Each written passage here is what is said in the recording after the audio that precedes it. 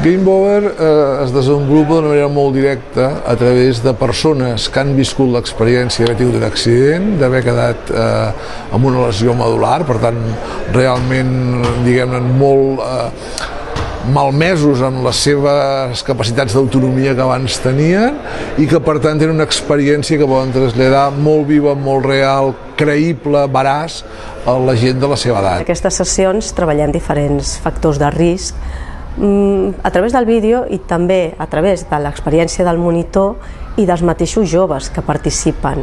I el que ens interessa, sobretot d'aquestes sessions, és que cada participant es plantegi com valora el risc, com valora la seguretat, quina percepció té de tot allò que l'envolta i que pot ser perillós.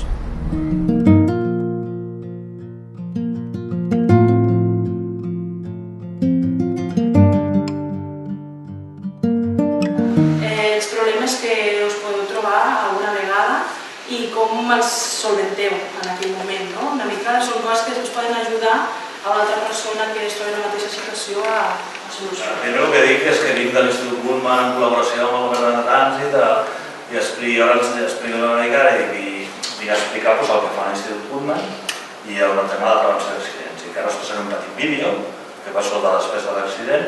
I ara, esclar, després del petit vídeo, que són 5 minuts, i expliques una mica el que són les lesions medulars i ens expliques l'experiencia personal. Acabo de pasar el vídeo. Les hago dos preguntas. La primera es: ¿quién ha ido alguna vez sin casco? Salen 2 o 3 manos, pero cuando les digo si alguno ha ido sin cinturón alguna vez en coche, todos levantan la mano. Entonces les digo que cualquiera de ellos podría estar en el vídeo. Que lo que ellos ven normales, les hago ver que muchas veces cometemos riesgos, acciones de riesgo que no somos conscientes. Què perdríeu vosaltres si tinguéssiu un accident? Què us passaria, no? Després d'haver explicat una mica el que t'ha passat a tu, ells comencen a fer una mica d'examen de consciència.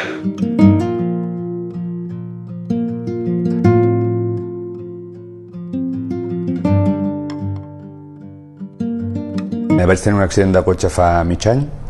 Anava conduint, se'm va caure el mòbil al terra, vaig treure el cinturó per agafar-lo i ja no me'n recordo més.